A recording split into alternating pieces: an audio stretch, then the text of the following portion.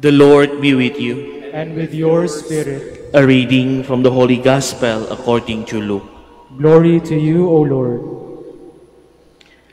A certain Pharisee invited Jesus to dine with him, and he entered the Pharisee's house and reclined at the table. Now there was a sinful woman in the city, who learned that he was at the table in the house of the Pharisees.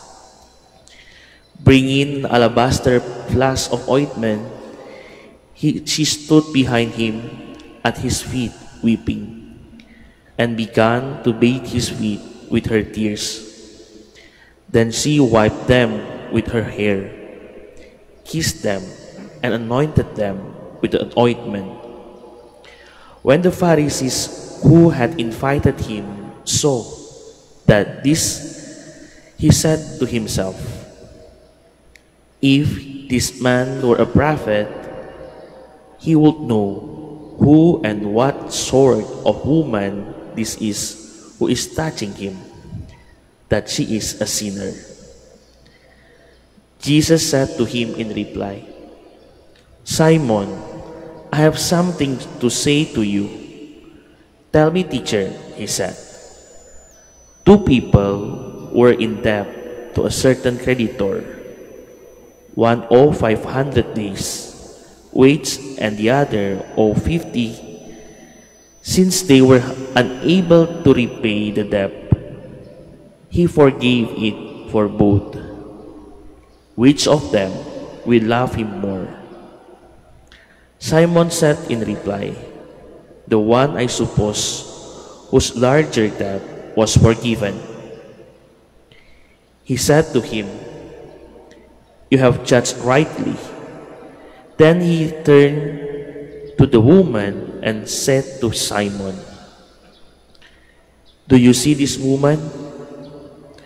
When I entered your house, you did not give me water for my feet, but she has bathed them with her tears and wiped them with her hair. You did not give me a kiss, but she has not ceased kissing my feet since the time I entered. You did not anoint my head with oil, but she anointed my feet with the ointment. So I tell you, her many sins have been forgiven. Hence, she has shown great love. But the one to whom little is forgiven loves little." He said to her, "Your sins are forgiven." The others at the table said to themselves, "Who is this who even forgives sins?" But he said to the woman, "Your faith have saved you. Go in peace." The Gospel of the Lord. Praise to you, Lord Jesus Christ. Please be seated.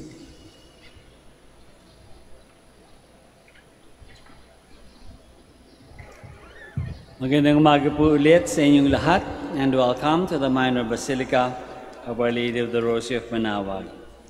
If we are going to say in one sentence what the Gospel is trying to tell us, it's this, that the more we are forgiven, the more we love. Yun yung basic message ng Gospel. The more we are forgiven, the more we love. The more often we make mistakes and we sin and are forgiven, the more we love. The greater our sins, the deeper we might love. Okay? So, merong relationship, yung forgiveness and yung loving. Nakikita naman natin yan sa buhay natin kapag nakagawa tayo ng hindi masyado maganda at napatawad tayo, naintindihan tayo, we become closer to that person kasi binuksan niya yung sarili niya para sa atin. So the more we are forgiven, the more we love. Kaya lang, hindi man ganun din yun kasimple. Kasi forgiveness doesn't come, with a flick of a finger. Forgiveness comes with humility. Bago ka mo forgive, before you are forgiven, you need to have humility. Humility to acknowledge, to accept, to admit that we have sinned, that we have made a mistake. So forgiveness requires humility. Kaya nga yung mga mayayabang, yung mga hindi tumatanaw ng sariling kasalanan, hindi umaamin sa sariling kasalanan, people who feel that they're always right and they never make a mistake, or at least in their head, that they're always, they always do the right thing, they're always right, mahirap magmahal. Kasi hindi nakaka-receive ng forgiveness, kasi hindi nila kailangan ng forgiveness. And therefore, ano magiging basis ng kanilang pagmamahal? So the proud, really, and arrogant people will find it difficult to love in a genuine, in a real way. Kaya, importante talaga yung meron tayong humility to accept and to be forgiven so that we can love. Kaya nga sa gospel na binasa natin very clearly, Jesus uses the sinful woman as an example of that dynamic.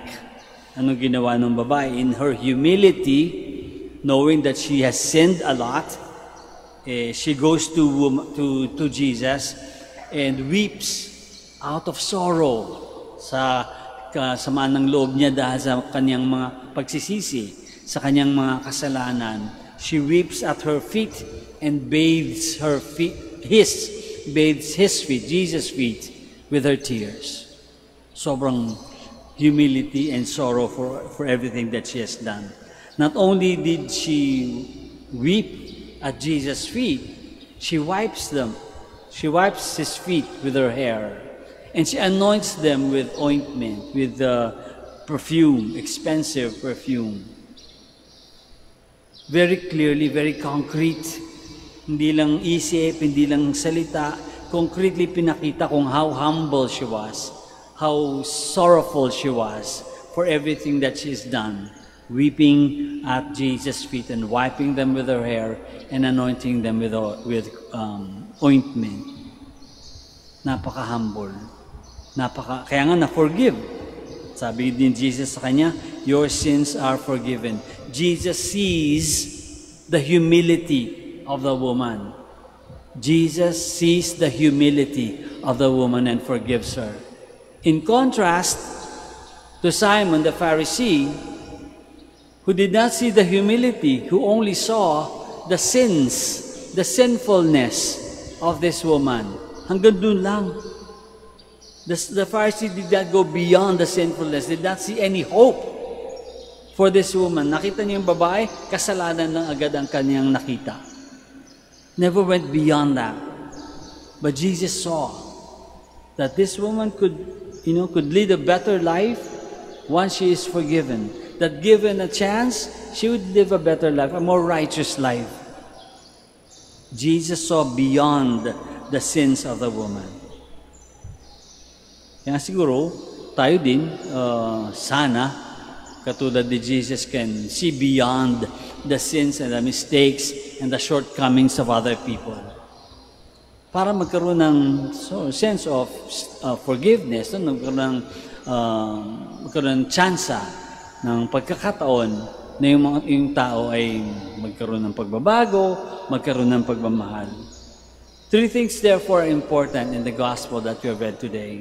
Una, humility, to accept our sins, to accept our mistakes, to accept that we commit sins and we make mistakes. Humility. Pangalawa, bago magkaroon ng humility, yun yung sinabi ni Jesus sa huli, your faith has saved you. Para ka magkaroon ng humility and ask for forgiveness, you need to have faith. Kailangan naniniwala ka muna sa pagpapatawad ng kasalanan. Dapat naniniwala tayo na pwede tayong mapatawad. Di ba yun ang kasalanan ni Judas? He felt that his sin was so bigger than the mercy of God. So we need to have faith to know that any sin, as long as we are sorrowful, as long as we are repentant, can be forgiven. And once forgiven, we will eventually love that is born out of forgiveness.